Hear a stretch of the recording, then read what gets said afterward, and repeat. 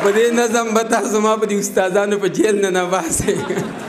عباسین صاحب چې په کوم هنر باندې قاتل مې د سر خواله راځي چې خم مې ووجني او بیا مې هم دواله راځي.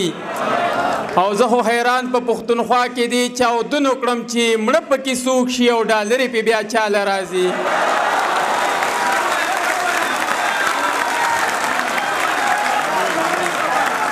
مننه چې زه خو حیران په پښتونخوا کې دی چاودنو کړم چې مړه پکې څوک شي او ډالرې پې بیا چاله راځي. او داسې به ټول عمر په بوسو کې اوبه نه بیایي یو ورځ به راشي دا تیارې به خو رڼا له راځي. او دا خو متل شوی د ملک سویه د ملک سپی نه وي زما کاله ته د کاله سړی مې غلا له راځي. او د بم بارود او اسلحې ایجاد که هر ځای وشي خو تجربې له به پښتون او پښتونخوا له راځي. مننه چې د بم بارود او اسلحې ایجاد که هر ځای وشي خو تجربې له به پښتون او پښتونخوا له راځي. او همدغه خلک قاتلان ګورې د دې خلکو دی دا کور په کور چې څوک زخمیان او شهدا له راځي.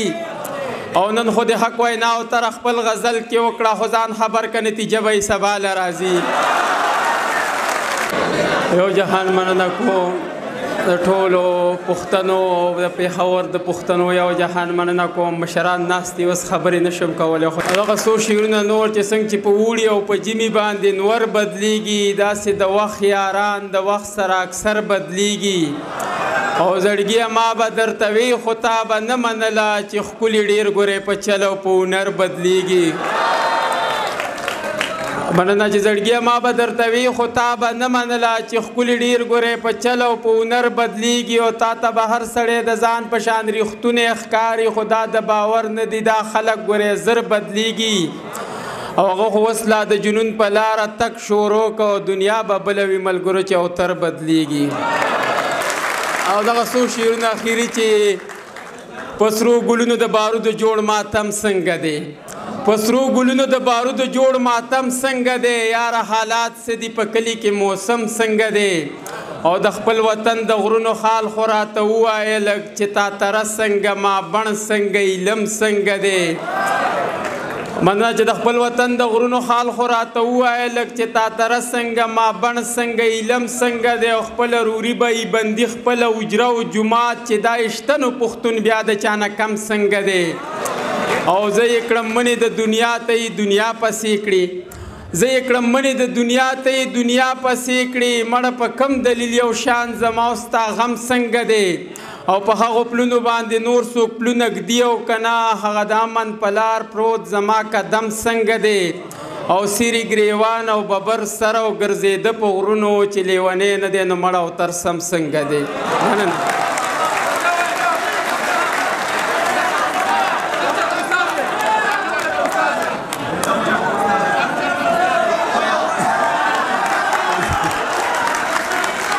په دې نظم به تاسو ما په دې استادانو په جیل نه نباسئ.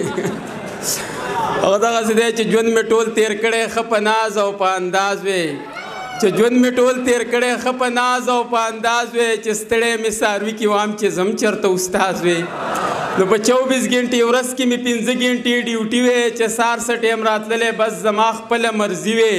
جمعه چوټي مې خپله وې اتوار مې سرکاري وې صادر مې جوخه غوستی وې نه بیلټ وې نه وردي وې.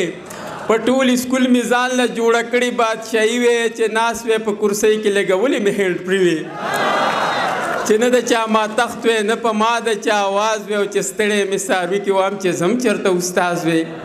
او په لږه مې کار نه کېږي 80,000 تنخوا وې په هر جب کې چې 100,000 روپۍ پرتې زما وې. ولاړه د کور مخې ته مې توره کرولا وې وړو چې رالپۍ راوړې د چا چې لنګې غوا وې. مننه چې په لږه مې کار نه کېږي 80,000 تنخوا وې په هر جب کې چې 100,000 روپۍ پرتې زما وې. ولاړه د کور مخې ته مې توره کرولا وې وړو چې رالپۍ راوړې د چا چې لنګې غوا وې. او په لو کې شاګردان را سره 100 کسه لګیا وې. نو په زړه کې چې مې څه راتلی قبوله مې دعا وې. نو راتللی په سکوټر خو چې جوړ کړی مې تجاز وې او چې ستړی مې څاروي کې وام چې زم چېرته استاز وې.